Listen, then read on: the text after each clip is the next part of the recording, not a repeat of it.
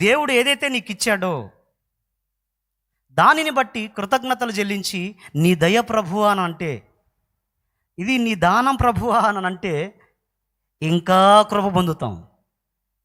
అలా కాకుండా ఇచ్చిన వాడిని మర్చిపోయి ఇచ్చినవి మాత్రమే మన దృష్టిలో ఉన్నాయనుకో కాలరేగరాస్తాం. ఇచ్చిన చేతిని ఎప్పుడు మర్చిపోకూడదు.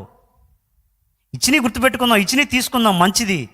కానీ ఇచ్చిన వాటి మీదనే దృష్టి ఉండకూడదు. ఇచ్చిన చెయ్యి ఒకటి ఉందే, ఆ చెయ్యి మీద కూడా నీ చూపు ఉండాలి. అప్పుడు నువ్వు కృతజ్ఞత కలిగి ఉంటావు.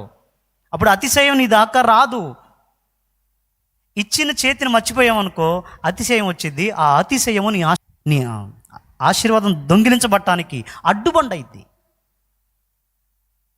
ఉజ్జియా 16 సంవత్సరాల వయస్సులో లేత ప్రాయంలో రాజయ్యాడు.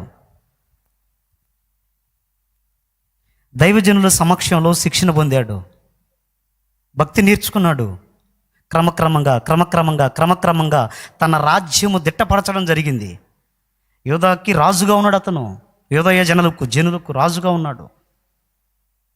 దాదాపు 50 సంవత్సరాలకు పైన ఏలుబడి చేశాడు. మొత్తం అంతా సైనిక సమృద్ధి ఉంది, ధనాగారం నింపబడింది, ఆయుధ సంపత్తి అన్నీ ఉన్నాయి.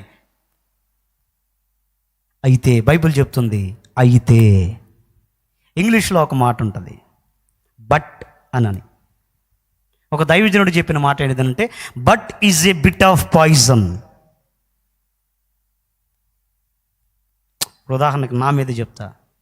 రవి మంచోడు, ప్రార్థనాపరుడు, వాక్యం చెబుతాడు, మోకాళ్ళ మీద నిలబడతాడు, దాన ధర్మాలు చేస్తాడు, కనికరం కలిగినోడు. కానీ అంటే ఈ ముందు చెప్పినవన్నీ ఏమని అర్థం? మంచోడు, కనికరం కలిగినోడు, ప్రార్థనాపరుడు, వాక్యం చెబుతాడు, మోకాళ్ళ మీద నిలబడతాడు, అట్లా ఇట్లా అన్నీ చెప్పి, కానీ అంటే పైన చెప్పినవన్నీ బుస్ అని అర్థం. But is a bit of poison. ఆయన గురించి, ఉజ్జయ గురించి మంచిగా ఉంది. అయితే అతడు స్థిరపడిన తరువాత మనస్సున గర్వించి చెడిపాయను. అర్థమైందా? అంటే యాజకులు చేయాల్సిన పనిని కూడా అడ్డగించాడు అతను. దేవాలయంలోనికి వెళ్ళకూడదు, యాజకులు వెళ్ళాలి, యాజకులు ధూపం వేయడం యాజకుల పని. ఆగండి, ఒకళ్ళిద్దరిని కాదు 80 మంది దాక్కున్నారు యాజకులు, వాళ్ళందరిని అడ్డగించాడు. ధూపార్తిని చేతబట్టి వెళ్ళాడు లోపలికి. ఎందుకో తెలుసా? గర్వం. ఎవరిని నేను రాజుని, మీరు నాకు చెప్పేది ఏంది? వెళ్ళాడు, హడావుడి చేద్దాం అనుకున్నాడు. కానీ ఆ ధూపవేదిక పక్కన ఉండగానే నొసటన కుష్టం పుట్టిందంట.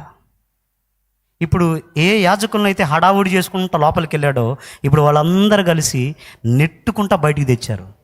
అపవిత్రుడివి, కుష్ఠరోగివి, నువ్వు దేవాలయంలో ఉండొచ్చు, అపవిత్రుడు నువ్వు నెట్టుకుంటూ వచ్చారు.